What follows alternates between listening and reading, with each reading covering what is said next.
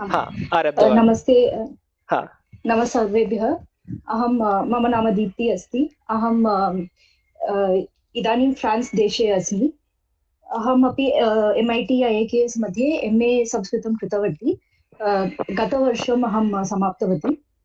अहम् IT क्षेत्रे अस्मि। इदानीं बिस्नेस् अनालिसिस् क्षेत्रे अस्मि। तदेव। अस्तु, धन्यवादः। धन्योऽस्मि दीप्तिमहोदय। अधुना आरम्भं कुर्मः। अद्य कथायाः नाम अस्ति कनकसुन्दरी। एकमेकं कृत्वा पठामः। प्रथमः कः गन्तुम् इच्छति? अन्य कोऽपि आगत? मालती महोदय अपि आगतवती। नमो नमः मालती महोदय।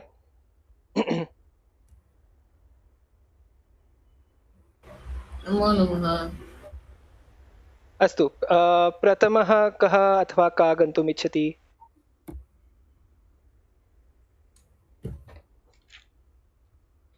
केवलं पठनं वा? केवलं पठनमेव। अस्तु, अहं करोमि, पठामि। हा। कनकसुन्दरी। विघ्नशयितैः बाधितः अपि त्रिविक्रमः स्वीकृतं कार्यं न त्यक्तव्यम् इति निश्चित्य आग्रहवन्तं वेतालां ग्रहीतुं पुनः वृक्षस्य समीपम् आगतवान्। वृक्षस्य शाखायां लम्बमानं शवं स्कन्धे आरोप्य मौनं श्मशानाभिमुखं गतवान्। तदा शवान्तर्गतः वेतालः, भोः महाराज, भवान् बहु आग्राहेण कार्यं कुर्वन् एतादृशरात्रौ कष्टम् अनुभवति। एतत् सर्वं भवान् परहितार्थं न करोति, किन्तु भवतः अनुकूलार्थम् एव करोति इति चिन्तयामि। किन्तु प्रतिकूलपरिस्थित्यां केचित् स्वप्रतिज्ञां त्यजन्ति। द्विषन्तम् अपि जनं विनयेन आश्रयन्ति। उदाहरणार्थं कनकसुन्दर्याः कथां शृणोतु इति कथाम् आरब्धवान्। अस्तु, अग्रे महीन्दन् महोदय। अस्तु। अवगतं खलु प्रथमखण्डं किम् अवदत्, किं सीमा महोदय उक्तवती इति?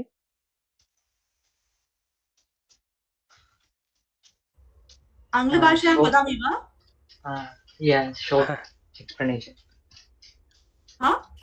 एकवारं संक्षेपेण वदतु महोदय, आङ्ग्लभाषायामपि। So the king, went to the tree and saw this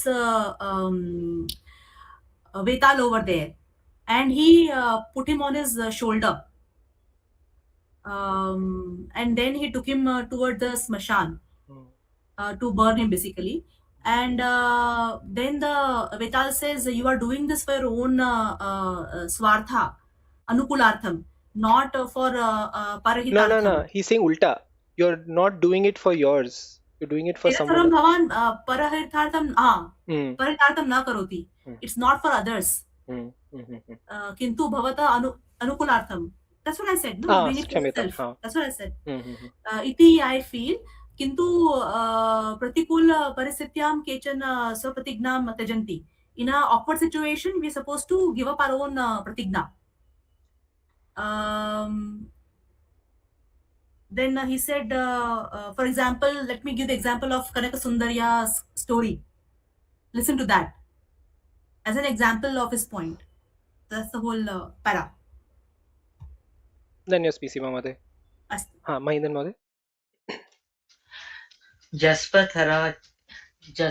जस्वन्तराज्ये कुलदीपः नाम राजा धर्मेण प्रजा पालयन् आसीत्. Jaswantarajya, in the Jaswanta kingdom, there was a king called Kuladipa. He was ruling with the righteous way. Palayan asit. Tasya Sachiva Sukirti Nama. अग्रे गच्छतु, अहं वदामि सचिव इत्युक्ते किम् इति। सकीर्ति नाम सः कीर्तिः बहु I think Sachiv is बुद्धिमान् assistant or असिस्टेण्ट् वा? secretary. अहमपि तदेव चिन्तितवान्, परन्तु सः सुकीर्तिः बहु बुद्धिमान् सः सुकीर्तिः बहु बुद्धिमान् राजकार्यं सर्वं सुकीर्तेः सूचनानुसारेण एव राजा करोति स्म। सुकीर्तिः विषये राज्ञः विश्वासः आदरः च आसीत्। गच्छति काले कुलदीपः वृत्तिः सचिवः इत्युक्ते फ्रेंड, कम्पानियन् अथवा मिनिस्टर्, कौन्सिलर्। अत्र मिनिस्टर् इति स्वीकर्तुं शक्यते इति अहं चिन्तयामि। गच्छति काले कुलदेवः वृद्धः रोगाग्रस्तः च अभवत्। अतः सः राजा स्वस्य मरणम् आसन्नं ज्ञात्वा कुमारस्य मणिदीपस्य राज्याभिषेकं कृतवान्। ततः पुत्रस्य समीपे भवान् सचिवस्य सुकीर्तेः वचनानुसारेण एव राज्यं परिपालयतु। स बहु बुद्धिमान्। राज्यविषये ममापेक्षया तस्य एव अधिक अनुभवः अस्ति। तेन तिरस्कृतं कार्यं न करणीयम् इति उक्त्वा राजा मृतः। डैड्। अस्तु, अवगतं खलु? एकनिमिषः वरुण महोदय, कृपया इदं कथायां लिङ्क् प्रेषयतु। आम् आम्, न दृश्यते वा मम पुटे URL? चैट् मध्ये स्थापितुं न शक्नोमि, परन्तु URL दृश्यते खलु? अत्र URL न दृश्यते वा? नो गूगल मीटिंग मध्ये अस्मि खलु। ग्रुप् मध्ये प्रेषयतु, चिन्ता मास्तु। हा, अहं गूगल मीट लिंक मध्ये प्रेषितवान्। हा, अस्तु। तर्हि माही महोदय, महीन्तन् महोदय, क्षम्यताम्, इदम् उच्चारणार्थं भवान् स्पेशल प्रयत्नं करोतु। You just called क as almost ख. So if you go online, you will find many resources where you can get the pronunciation correct. Because Tamil भाषायां किञ्चित् कष्टमस्ति महोदय. That I think all learners will little struggle. Yeah. Because long term it will not help long term. अस्तु, अग्रे गच्छामः. That will come only with practice, so don't worry. अग्रे काव्य महोदय न वा? मणिदीपः पितुः वचनानुसारेण सुकीर्तिम् एव मन्त्रित्वेन स्वीकृतवान्। एकदा प्रतिवेशिराज्यस्य राज्ञः जयपालस्य विषये मणिदीपस्य संशयः समुत्पन्नः। अतः सुकीर्तिसमीपे सः जयपालः गच्छता कालेन इतोपि बलवान् भविष्यति। वयं तूष्णीं भवामः चेत् सः प्रबलः भवति। अतः इदानीमेव युद्धं घोषयामः। अस्मिन् विषये भवतः अभिप्रायः कः इति मणिदीपः पृष्टवान्।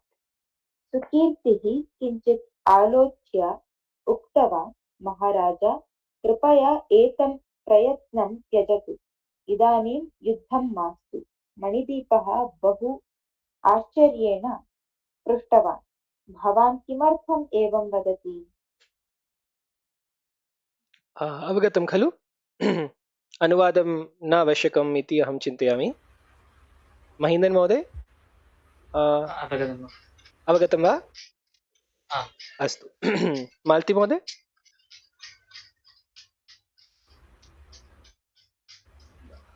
भवान् राज्याकाङ्क्षया युद्धं करोति, प्रयत्नः सफलः न भवति चेत् तदा बहु नष्टं भवति, अतः इदानीं युद्धं मास्तु इति उक्तवान् सुकीर्तिः।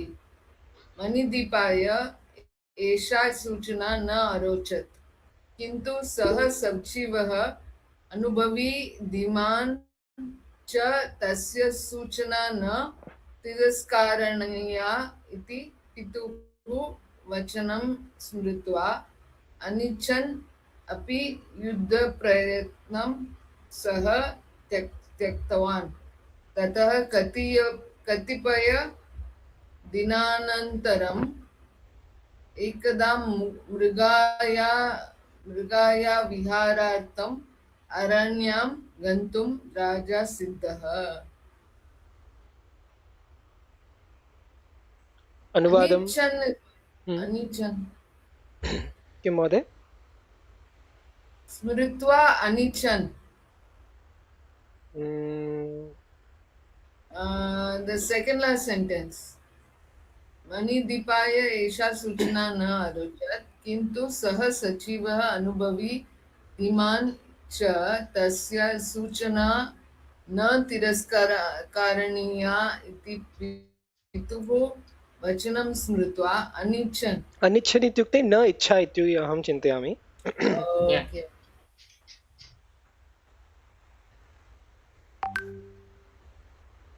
अनुवादम् आवश्यकं वा?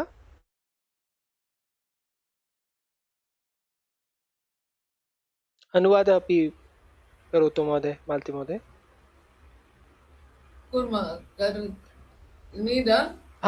एकवारं करोतु महोदय, क्षम्यताम्। भवान् राज्याकाङ्क्षया युद्धं करोति,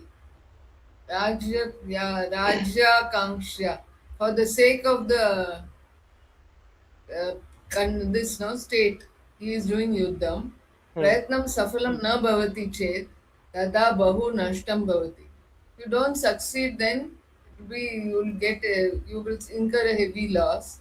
Ata idanim yuddham mastu iti uktavan Sukirti. That's why he says no need of yuddham. Manidipaya esha suchana na arochat. He doesn't like what he's saying. किन्तु सः सचिवः अनुभवी धीमान् च तस्य सूचना न तिरस्कारणीया इति पितुः वचनं स्मृत्वा अनिच्छन् अपि युद्धप्रयत्नं न सः त्यक्तवान्. But his father told him that he is very experienced, and so whatever his views are, you follow that. So he gives up the idea of war. Tatah katipaya dinanantaram, after some days, ekada mriga viharartam, like a zoo, no? Aranyam gantum raja siddha. He goes to the forest to see the animals.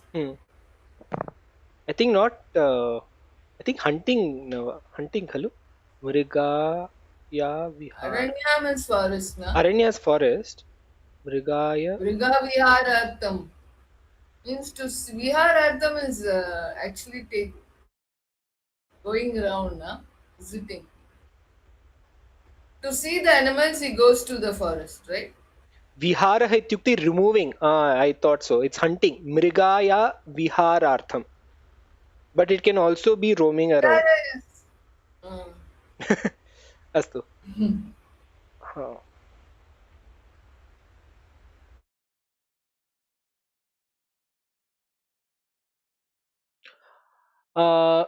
अहं पठामि वा?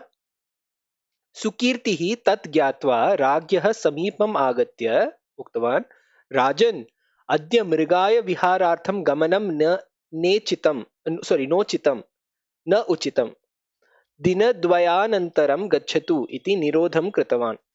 तत् श्रुत्वा राजा बहु निरुत्साहेन अनाहूतः अपि भवान् आगत्य किमर्थं न गन्तव्यम् इति वदति?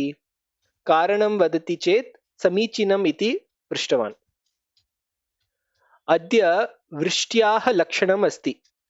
अरण्यगमनानन्तरं यदि वृष्टिः आगच्छति तदा तत्र मण्डपादिकम् अपि नास्ति।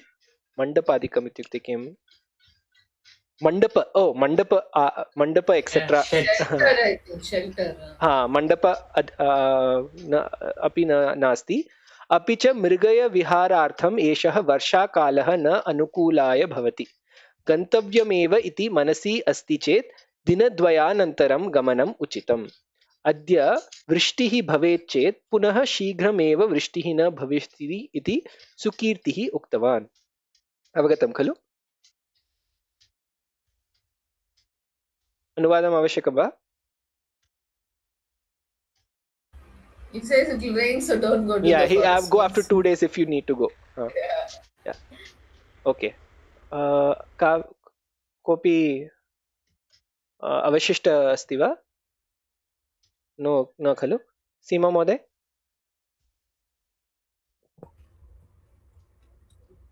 किं? मणिदीपस्य बहु पठामि वा? आम् आम्। अस्तु।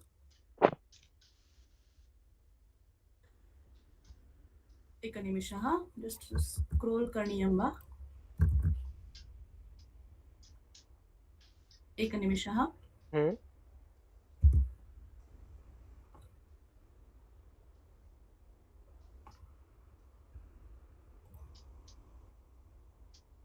नो चेत् अहं पठामि। काव्य महोदय करोमि। एकनिमिषः, जस्ट् स्क्रोल्। नो मिस्टर् मणिदीपस्य बहु निरुत्साहः जातः।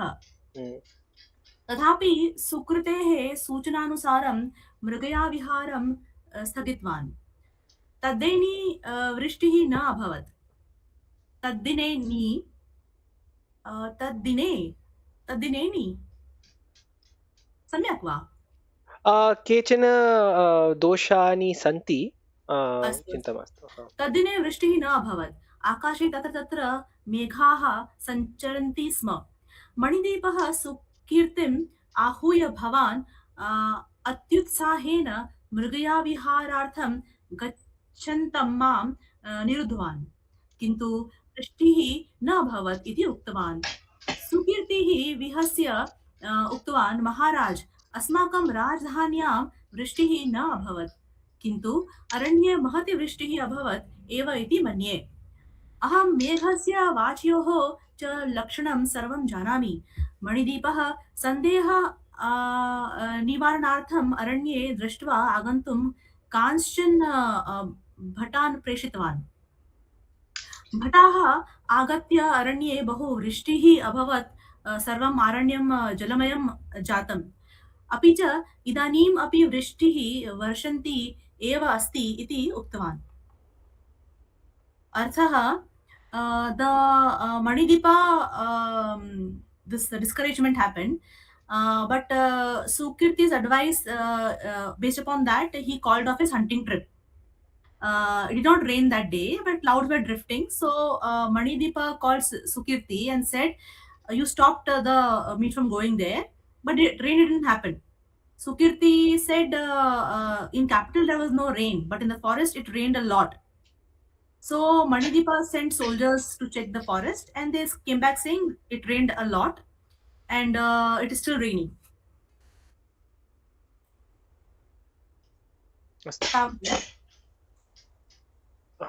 महेन्द्रन् महोदय? मासद्वयम् अतीतम्।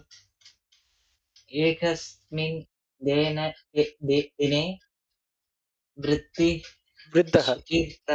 वृद्धः सुकीर्तिः मणिदीपस्य समीपम् आगत्य, महाराज, प्रतिवेशिराज्यस्य राजा जयपाल इदानीं बहु बलशाली अस्ति। अपि च सः युद्धार्थम् आगच्छेत्। अतः इदानीं यः कोऽपि निर्णयः स्वीकरणीयः इति उक्तवान्। एतत् वचनं श्रुत्वा बहु कोपयुक्तः मणिदीपः एवं वा पूर्वम् अहमेव युद्धार्थं गच्छामि इति यदा उक्तवान् तदा मास्तु इति भवता उक्तम्। इदानीं सः एव आगच्छति इति वदति। इदानीं वयं युद्धं कुर्मः चेत् नष्टः न भवति वा इति पृष्टवान्। सुकीर्तिः शान्तस्वरेण भवतः वचनं सत्यम् एव। जयपालः युद्धं करोति चेदपि नष्टं वयमेव गच्छामः चेदपि नष्टं भवति एव इति वाक्यं स्थगितवान्. He stopped with that sentence. Avagatam khalu? Meaning 2 months have passed. Kirti came to Manidipaha and said the neighboring kingdom King Jayapal is a very strong person and he might come to fight. So we should take a decision. Manidipa got very angry when hearing this. Because when he said he want to go fight, you said no. Now you are saying he is coming. So he asked if it wouldn't be, we won't be lose if we fight now. Sukirti in calm voice, your words are true. Even if Jayapal fights, it is lost. Even if we go alone, it will be lost. And he stopped. He stopped and stayed. Agre kaha?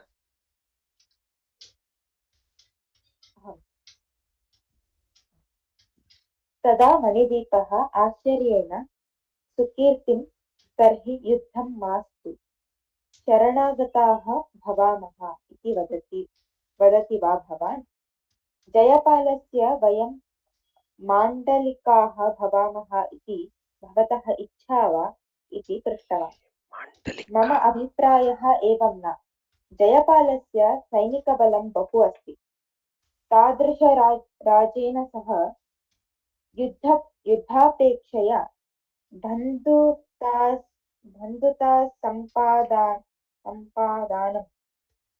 बन्धुतासम्पादनं बहु समीचीनम्।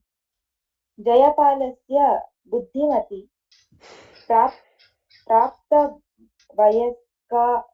प्राप्तवयस्का च एका पुत्री अस्ति। सा भवतः अनुरूपा इति मम भावना। अतः भवतोः यदि विवाहः भविष्यति तदा वयम् एव उत्कृष्टाः भवामः। जयपालः नाङ्गीकरोति चेत् तदा युद्धम् अनिवार्यम् एव इति सुकीर्तिः सूचितवान्। अवगतं खलु? अरुण महोदय, अत्र पूर्व पैराग्राफ् मध्ये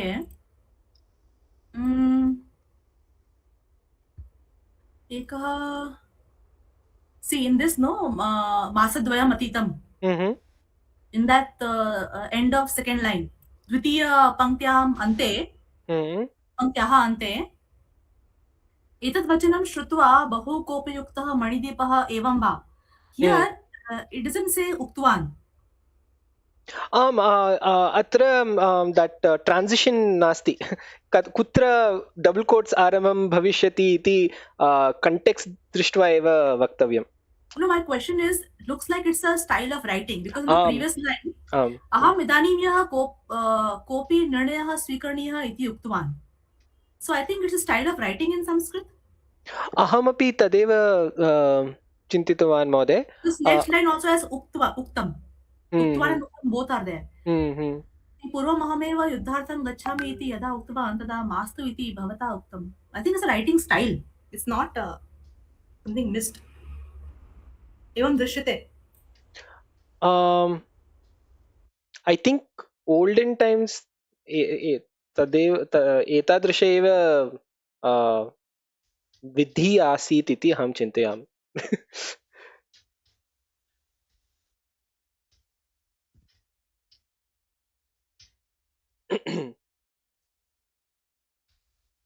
Mandalika. That is such an amazing term. So Mandalika is like subservient. Adhuna, okay. for example, Okay, Pakistan, America देशीय Mandalika अस्ति खलु.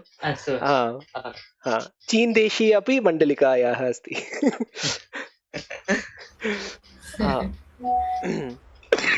क्षम्यतां, कुत्र स्थगितवन्तः? जयपालस्य. मालती महोदय वा? जयपालस्य कनकसुन्दरी नाम एका पुत्री अस्ति. सा बहु रूपवती बुद्धिमती च इति वार्ता मणिदीपः अपि श्रुतवान्. तां परिणेतुम् इच्छा अपि तस्य मनसि आसीत्. अतः सुकीर्तेः सूचनां सः अनुमोदितवान्.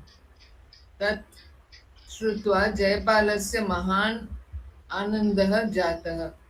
सः पुत्र्याः समीपे एतं विचारम् उक्त्वा भवत्याः अभिप्रायः कः इति तां पृष्टवान्. कनकसुन्दरी किञ्चित् आलोच्य तात भवान् जस्वन्तराजं प्रति युद्धार्थं सिद्धता कृतवान्. एतादृश समये विवाहविषये किमर्थम् इति पृष्टवती.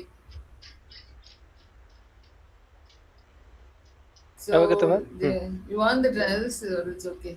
You can say it, Madhu. Okay, Jayapala has a daughter called Kanakasundari. She's very beautiful and very intelligent. That Manideepa has told, Shrutawan heard. Tam Parinetum Cha. He wants to marry. He feels that he wants to marry her. Atah Sukirtehe Suchna Saha Anumoditva. So he agrees with what Sukirti says. Tata Shrutva Jayapalasya Mahan Anandam Bhavat Jata. So Jayapal is very happy. Sah Putryaha Samipe Etam Vivacha Vicharam Uktva Bhavatyaha Vipraya Kaha Iti Tam Prishtva. So he tells his granddaughter, what is your opinion about this? What? I didn't understand. Kim Mode? Jayapal is asking, Putriya means he's asking his daughter. I think he's asking his daughter's opinion, no? Kanakasundari Kinchit. Alochya, Kinchit Alochya. After thinking for some time, she says Tata, which means father. Bhavan. Yeah, but Kanakasundari is Jayapal's daughter. Correct. So she's speaking to the father, Tata. Oh, not to the secretary, huh? Not to the minister. Not yet. Tata is father. Saha, no, but it says Jayapal Saha, no? Saha Putriam Samipe Etam Vicharam Uktva. Shrutva Jayapal is very happy. Jayapal asks his daughter whether she's interested. So Kanakasundari, she thinks for some time, says, when you're talking of war, why do you bring this into? Why are you thinking about the wedding? एतादृश समये विवाह विषये किमर्थम् इति पृष्टवती. Why think of marriage? She doesn't like him, it seems. She wants war.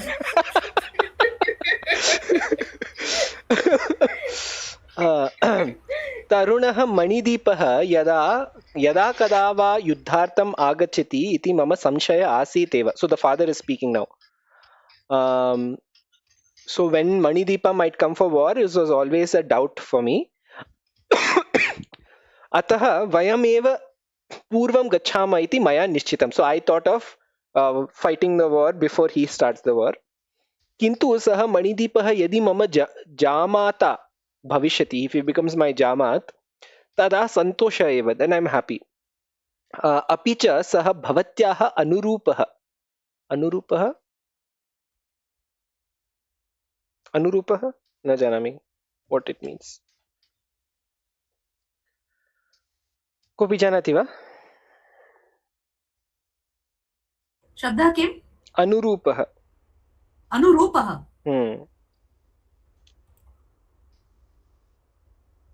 Same as this I'll thing, be no? suitable. Oh. Look at correct. Suitable. Ananurupah ityukte ill suited. Anurupah is suited. अस्तु. इदानीं कापि वैरभावना नास्ति इति उक्तवान् जयपालः. Now there is no need for virata. Enmity, no? Vairabha. Oh, vairabha. Sorry. Vairata. Correct. Sorry. Vaira is enmity. Correct. My bad. भवान् युद्धार्थम् आगच्छति इति वार्ता श्रुत्वा एव सः विवाहविषये सूचनां प्रेषितवान् स्यात्. अतः किञ्चित् आलोच्यताम्. अस्मिन् विषये किमपि कापट्यं स्यात् इति कनकसुन्दरी उक्तवती. ओके. मालती महोदय यथा उक्तवती तथैव भाति. कनकसुन्दरी बहु आलोच्यं कृत्वा अत्र कपट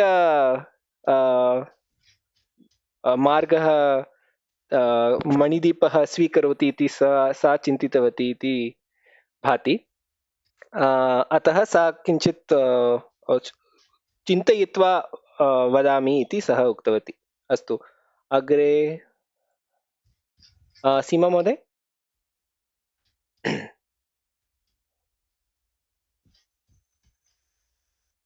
अस्तु, काव्य महोदय. जयपालः किञ्चित् आलोच्य उक्तवान्, तस्य राज्ञः सचिवः सुकीर्तिः बहु बुद्धिमान्. राज्यविषये तस्य मानः कोऽपि नास्ति. अतः एषः विवाहविषयोऽपि सुकीर्तिः आलोचनानुसारेण एव प्रस्तुताः इति मन्ये. सुकीर्तिः यथा राजकीयव्यवहारे चतुरः तथैव सज्जनाः अपि. अतः अत्र कापि वञ्चना नास्ति इति मम भावना. कनकसुन्दरी, सत्यं, किन्तु राजा मणिदीपः सुकीर्तेः अनुमतिं विना मृगयार्थमपि न गच्छति इति वार्ता श्रुता. विवाहानन्तरमपि एवमेव तस्य सूचनानुसारेण मामपि त्यजेत्. अतः तं सुकीर्तिं देशात् अच्छाटनं करोति चेत् अहं मणिदीपं परिनेष्यामि इति एकां सूचनां भवान् दूतमुखात् प्रेषयतु इति उक्तवती. She's saying even after marriage, if he's only taking instructions from the minister, is not acceptable to me, right? The point is, even to see the animals, he's not going because he's saying no. She's saying he can't go to the forest without his permission. So after the marriage, he might even tyajet. He might let me also go if the minister tells him to do so. That's my understanding.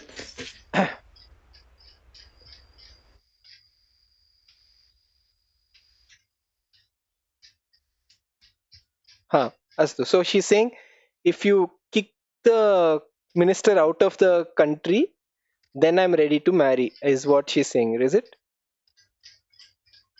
That's the message she wants to send, I think. Hello? Astu. Malti Mode?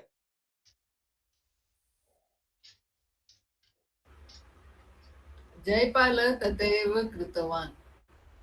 एतेन मणिदीपस्य महान् कोपः उत्पन्नः. दन्तान् निष्पीडयन् जयपालस्य कियान् गर्वः। अहम् अद्य एव जयपालस्य उपरि आक्रमणं करोमि, जयपालं पराजित्य कारागारे स्थापयिष्यामि, कनकसुन्दरी मम दासीं करिष्यामि इति कोपेन उक्तवान् मणिदीपः। सुकीर्तिः शान्तस्वरेण महाराज मनः शान्तं भवतु, मम पूर्वजाः प्रसेनराज्ये वसन्ति, अतः अहमपि तत्रैव गत्वा जीवनं यापयामि, आज्ञा ददातु इति उक्तवान्। नैव भवन्तं न त्यजामि, भवान् सचिवस्थाने अत्रैव भवतु, अस्मिन् विषये अहं भवतः सूचनां तिरस्करोमि। वस्तुतः पूर्वम् एव मया आक्रमणं करणीयम् आसीत्, भवतः वचनानुसारं तूष्णीं स्थितवान्। इदानीं पश्यतु तेषाम् औद्धत्यं, प्रायः माम् असमर्थं चिन्तयन्ति ते, अतः अहम् एकवारं मम बाहुबलं प्रदर्शयामि एव। Should I translate? आम् करोतु महोदय। So Jayapala says the same thing. He says it. So औद्धत्यम् Manidipa इत्युक्ते gets very arrogance. angry. औद्धत्यम् इत्युक्ते arrogance. Okay. एतेन मणिदीपस्य महान् कोपः उत्पन्नः. Manidipa gets very angry. दन्तान् निष्पीडयन् जयपालस्य कियान् गर्वः.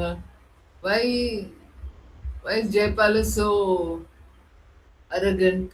Aham adya eva Jayapalasya upari akramanam. I'll attack him today itself. I will put him in a karagare, that is jail. Kanakasundari mama dasim karishyami. Kopena uktavan Manidipa. He says he'll make her a servant. Sukirti Shanta Surupena Maharaj. Sukirti peacefully tells Maharaj, be calm. Mama Purvaja Prasena Rajye Vasanti. My ancestors were also there. Ataha ahamapi tatreva gatva jivanam yapayami. Yapa, I think he desires, no? No, yapayami is spent. So he's saying, I'll go to that. He's actually agreeing to what she's saying. I'll go to that other kingdom and I'll spend time there. I'm telling you, you just give me the order. Naiva bhavantam na tyajami. I will not give number. Naiva bhavantam na tyajami. The other person's responding. So he's saying, so first he's saying, Agyam dadatu iti uktavan. So the minister is saying, give me permission, I'll go. And then the king is saying, Naiva bhavantam na tyajami. Okay. So the Raja says, no, I will not let you go. Bhavan Sachivasthane Atraiva Bhavatu. You stay here only. Asmin Vishaya Aham Bhavataha Suchanam Tiraskaromi. I will not listen to you. Vastutaha Purvam Eva Maya Akramanam Kariniyam Asi. I should have fought previously. Bhavata Vachanasusaram Tushnim Stitavan. But I listen to you. Idanim Pashyatu Tesham Audhyayam. Audhyayam is what? Arrogance. Audhatyam. Audatyam. Idanim Pashyatu. Just see now. The arrogance is arrogance. Ramamam Asamartha Chintayantite. He thinks we are not capable. Ataha aham ekavaram mama bahubalam.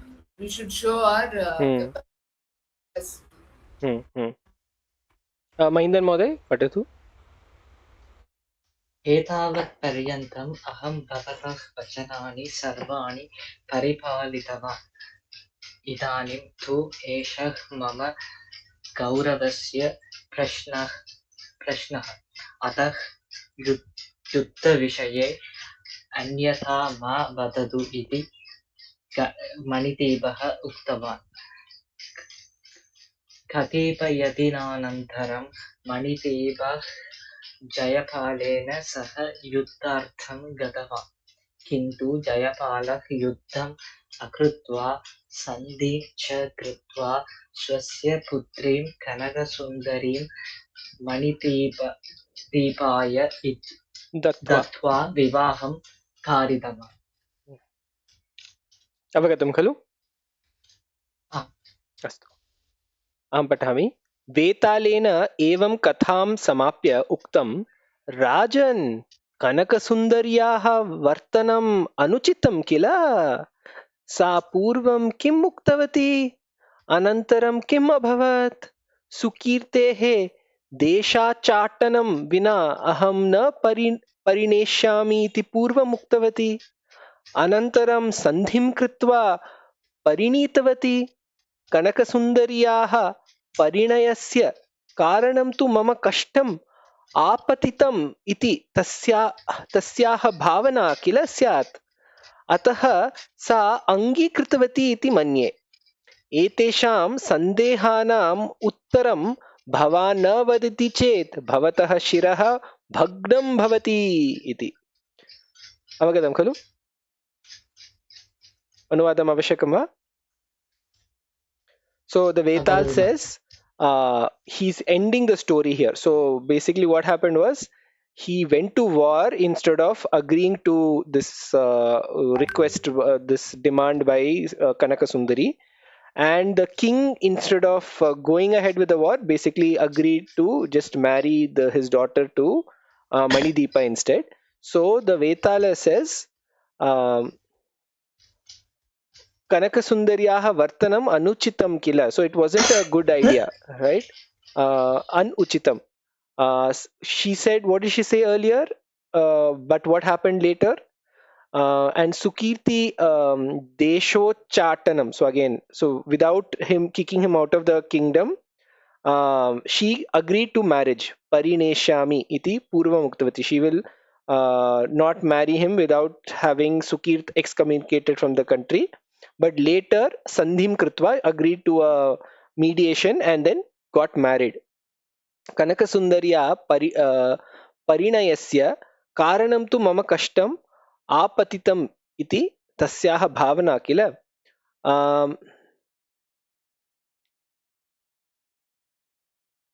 Parinaya. So Parinaya, my understanding is marriage, correct?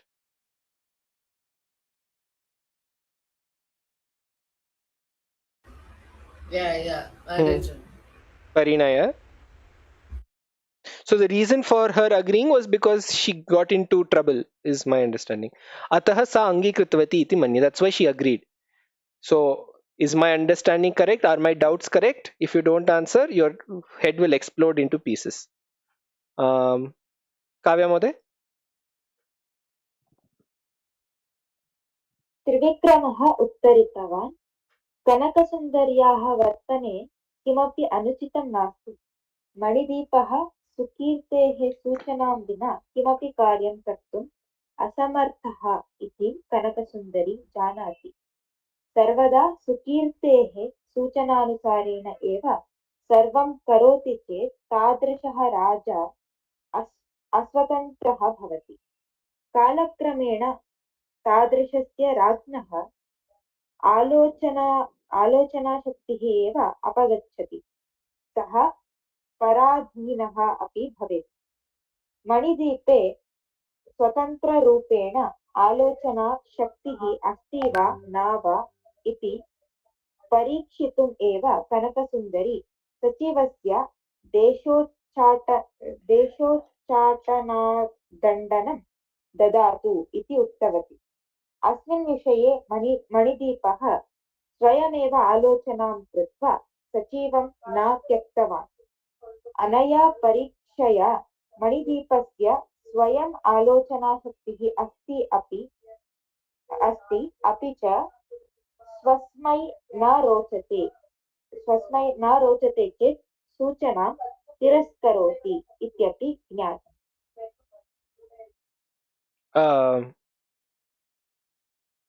अनुवादं महोदय।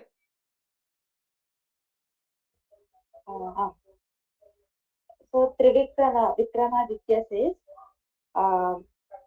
there is nothing wrong with what Kanaka Sundari did, because Manideepa always hears to whatever Sukirti says. So he might not have his own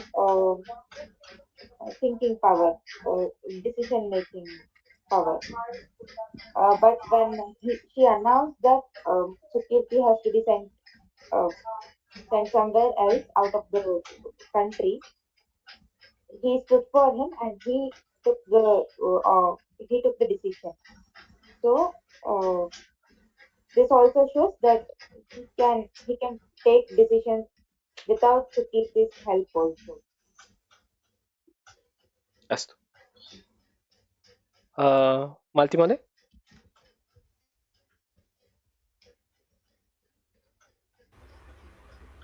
अस्याः परीक्षायाः कनकसुन्दर्याः निर्भयता एव कारणम्। तस्याः परीक्षायाः मणिदीप विजितवान्, अतः एव सन्धिं कृत्वा मणिदीपम् एव परिणीतवती। एवम् उक्त्वा त्रिविक्रमः मौनम् आश्रितवान्। तदा वेतालः झटिति शवसहितः अदृश्यः भूत्वा शाखाम् अवलम्बितवान्। अस्तु, अत्रैव स्थापयामः। अग्रिमशनिवासरे पुनर्मिलामः। शुभरात्रि। धन्यवादाः। धन्यवादः। शुभरात्रिः।